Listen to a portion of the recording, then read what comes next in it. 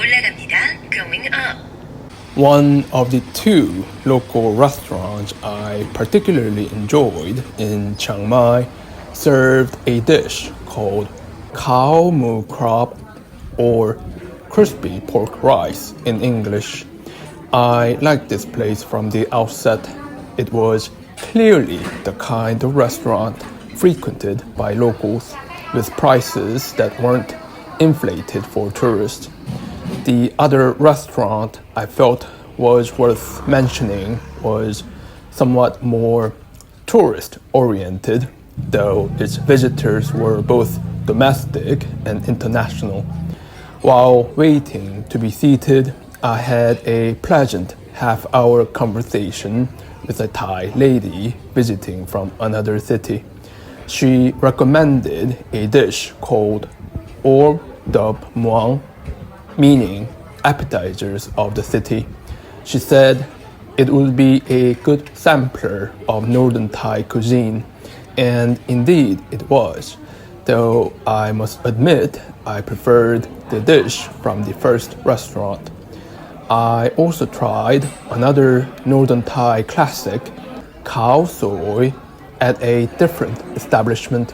The restaurant itself felt overly touristy, so I am uncertain to recommend it, but the dish was excellent. Khao soi is truly a must-try when visiting northern Thailand.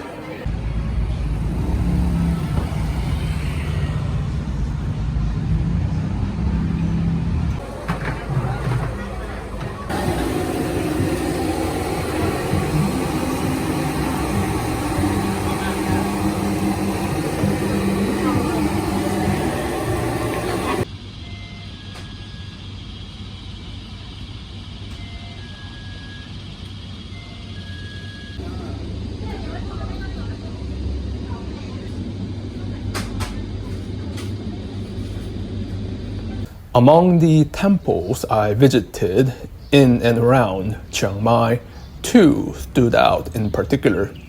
The first was Wat Chedi Luang, or Temple of the Great Stupa. I found it remarkable for two reasons: its historical significance and its impressive artifacts. Constructed in the mid-15th century, the temple suffered severe damage during an earthquake a century later. The upper section of the chedi collapsed but was partially restored in the 1990s, lending it a mix of ancient majesty and restored admiration. The second temple worth visiting is Wat Pra Tat Doi Suttep, regarded as one of northern Thailand's most sacred sites. It took me about 20 to 30 minutes by car from the city center, followed by a short hike up the mountain. I learned that visitors traditionally pay respect by walking clockwise around the pagoda 3 times, carrying offerings such as rice or flowers. As I had neither, I made a small donation instead.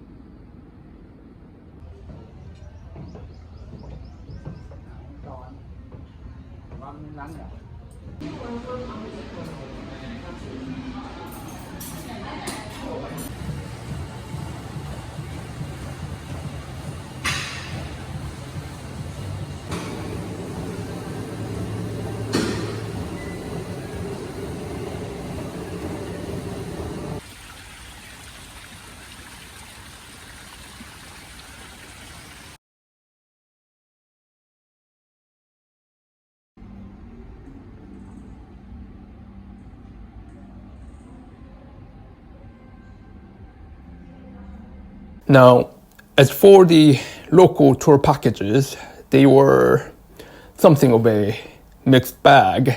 I joined two during my stay. The first was a full-day trip to Chiang Rai, which included visits to three sites: the White Temple, the Blue Temple, and the Black House. Unfortunately, I cannot wholeheartedly recommend it for three reasons. First, the journey from Chiang Mai to Chiang Rai took nearly 4 hours by minivan, and the road conditions were harsh due to ongoing construction. Several sections were unpaved, making for a very rough ride.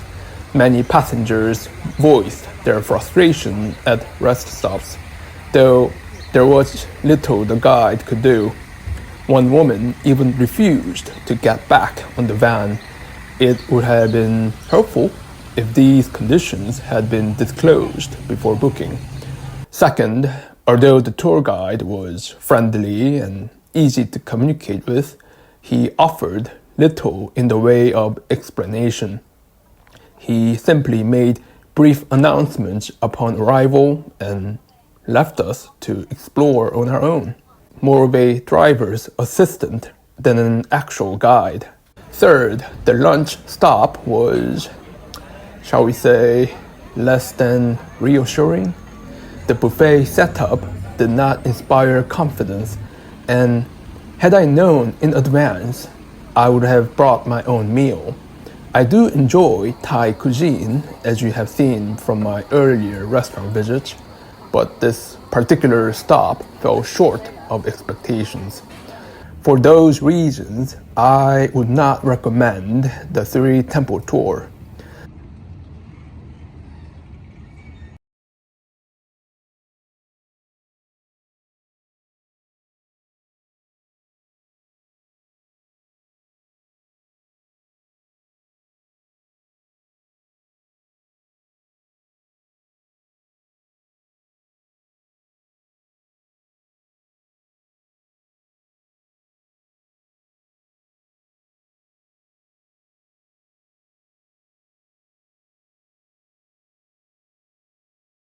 The second tour, which included a nature trail walk and a visit to Doi Insanon National Park, was slightly better.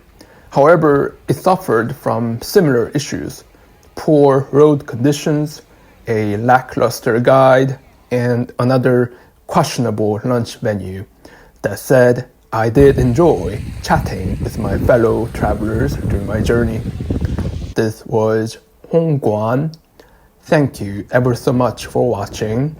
If you enjoyed this video, a like would mean the world to me.